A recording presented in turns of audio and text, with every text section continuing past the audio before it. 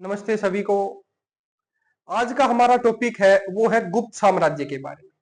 आज हम बात करेंगे गुप्त साम्राज्य के बारे में।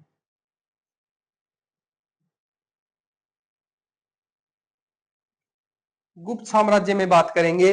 गुप्त साम्राज्य के अगर हम जो समय की बात करें तो हमें पता होना चाहिए 240 से लेकर 570 ईस्वी तक। ये टाइम किसका है? तो याद रख लेना, गुप्त साम्राज्य का है।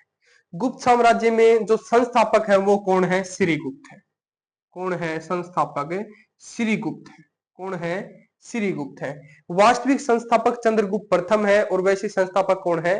श्रीगुप्त है। एक तो चीज याद रख लेना, ये एक ये याद रखना कि गुप्त साम्राज्य है, इसमें जो कुषाण है ना, कुषाण, कुषाण के सामंत थे ये। कुषाण के सामंत थे, कुषाण के मंत्री थे। ठीक है, जो गुप्त साम्राज्य के जो है वो कुषाण के सामंत थे, ये चीज याद रख लेना। और एक ये भी याद रखना, ये उल्लेख हमें किससे मिलता है? तो वायु पुराण से जानकारी है हमें किससे मिलती है? वायु पुराण से। गुप्त साम्राज्य की बात करें, उल्लेख है वो जानकारी हमें किससे मिलती है? वायु पुराण से मिलती है।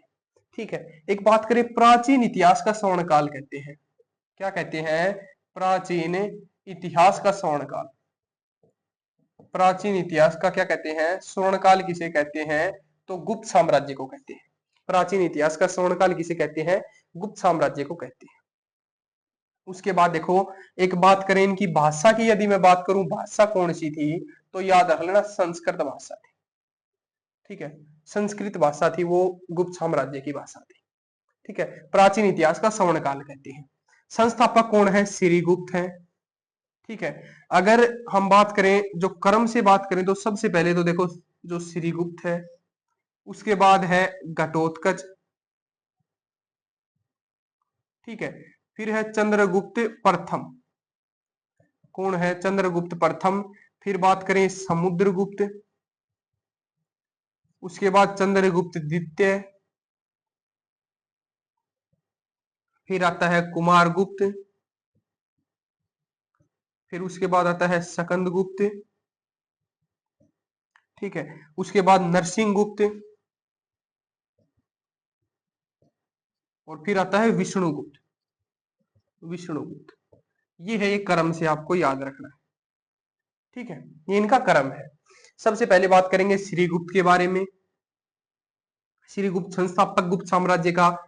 बात करें महाराज की उपाधि, महाराज की उपाधि धारण करता है ये। कौन सी उपाधि धारण करता है? महाराज की उपाधि धारण करता है। आदि पुरुष की उपाधि धारण करता है। ठीक है, आदि पुरुष की, और याद रख लेना आदि राज की। ये उपाधि धारण कौन करता है? श्रीगुप्त करता है। बहुत से इतिहासकार हुए हैं, उनके अलग अलग मत हैं, किसी के कुछ मत है, किसी का कुछ मत है इतिहास में।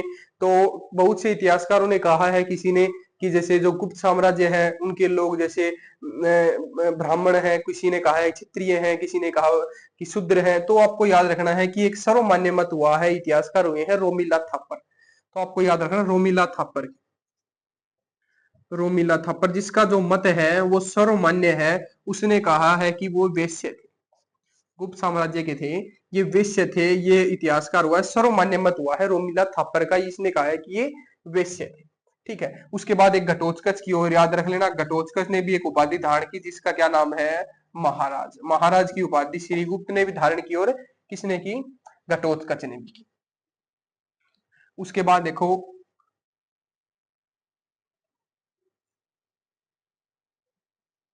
उसके बाद हम बात करेंगे चंद्रगुप्त प्रथम के बारे में। चंद्रगुप्त प्रथम, चंद्रगुप्त प्रथम के अगर टाइम की मैं बात करूं तो 319 से लेकर 319 से लेकर 335 ईस्वी तक टाइम किसका है? चंद्रगुप्त प्रथम का टाइम है। ये भी चीज आप याद रख लेना, 319 से लेकर 335 तक टाइम किसका है? चंद्रगुप्त प्रथम का है। बात करें, चंद्रगुप्त प्रथम ने एक संवत भी चलवाया। कौन सा संवत चलाया? गुप्त संवत। संवत, ये गुप्त संवत चलाया तो वो किसने चलाया? चंद्रगुप्त प्रथम ने। कब चलवाया? तो याद रखना 319-20 में। ठीक है, और ये गुप्त संवत चलवाया तो अपने जो शासन पर बैठता है, इसकी याददाश्त को बनाए रखने के लिए ये गुप्त संवत चलाता है, चंद्रगुप्त प्रथम। ये चीज आप याद रख लेना। ठीक है, बात करें गुप्त संवत कब चलाया गया, 319 को। एक संवत याद रखना है, शक संवत। शक संवत कब चलाया गया था, 78 ईस्वी को चलाया गया था। ठीक है, इसी पर ही बात करें, हमारा राष्ट्रीय पंचांग है, राष्ट्रीय जो हमारा बात करें कैलेंडर है, तो शक संवत पर ही आधारित है। तो बात करें भारत सरकार अधिनियम 1957 पर भी बात करें जो आधारित है, तो ये याद रखना शक संवत पर आधारित है, 78 ईस्वी को चलाया गया था। ठीक है, एक बार बहुत बार पेपर में पूछा भी जाता है, मैंने देखा है कि गुप्त साम्राज्य जो गुप्त संवत है, गुप्त संवत और शक संवत, इन दोनों में अंतर पूछा जाता है, तो या तो आप घटाकर देख लेना, या 241 वर्षों का अंतर है।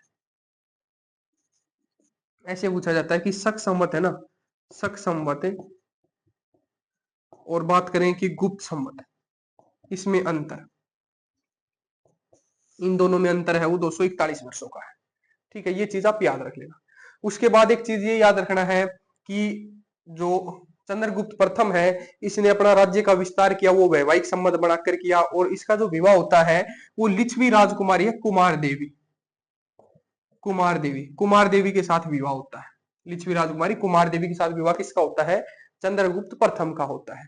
और इसका जो दोनों का एक पुत्र था जिसका क्या नाम है, समुद्रगुप्त।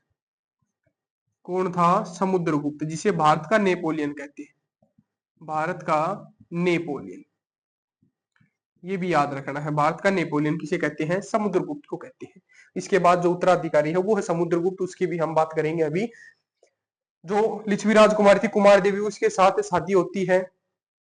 उसके बाद ये भी चीज एक याद रख लेना आप कि उपाधि धारण करता है, उपाधि, वो किसकी उपाधि धारण करता है, महाराज धीराज की, महाराज धीराज, महाराज धीराज की उपाधि धारण कौन करता है, चंद्रगुप्त प्रथम। जो गुप्त साम्राज्य का वास्तविक संस्थापक है चंद्रगुप्त प्रथम, वो महाराज धीराज की उपाधि धारण करता है। ये चीज आप याद रख लेना। उसके बाद एक ये भी याद रख लेना कि चांदी है ना, चांदी, चांदी के सिक्के, चांदी के सिक्के किसने चलाए, तो वो भी आपको याद रखना है, चंद्रगुप्त प्रथम ने चलाए। चांदी के सिक्के किसने चलवाए, चंद्रगुप्त प्रथम ने। अगर आपसे पूछा जाए शीशे के सिक्के किसने चलवाए, शीशे के सिक्के, तो आपको याद रखना है सातवाहन वंश, सातवाहन वंश वालों ने। ठीक है, शीशे के सिक्के चलवाए, जो शीशा है रोम से आता था, जो मैंने आपको सातवाहन वंश करवाया उसमें है। शीशे के सिक्के किसने चलवाए, सातवाहन वंश ने चलवाए। चांदी के सिक्के किसने चलाए, चंद्रगुप्त प्रथम ने चलवाए। अगर बात करूं मैं सोने के सिक्के किसने चलवाए, सोने के सिक्के किसने चलवाए, तो आपको ये पता होना चाहिए कि जो भारत का यवन राज्य करवाया था, हिंद यूनानी, हिंद यूनानी, उसने सोने के सिक्के चलाए। जो बात करें विस्तृत रूप से सोने के सिक्के किसने चलवाए थे, तो मैंने आपको बताया भी था, विस्तृत रूप से सोने के सिक्के चलवाए थे वो विम कड़फिसेस ने चलवाए थे।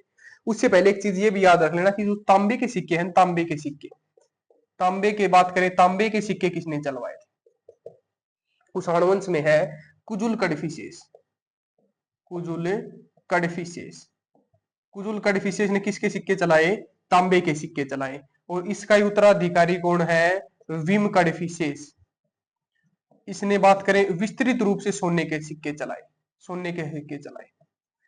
ठीक है, सोने के सिक्के विस्तृत रूप से किसने चलाए, विम कड़फिसेस ने चलवाए।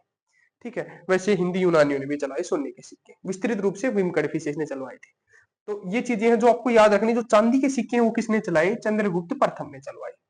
ठीक है, तो इसके बाद हमारा जो अगला टॉपिक है वो है समुद्रगुप्त के बारे में।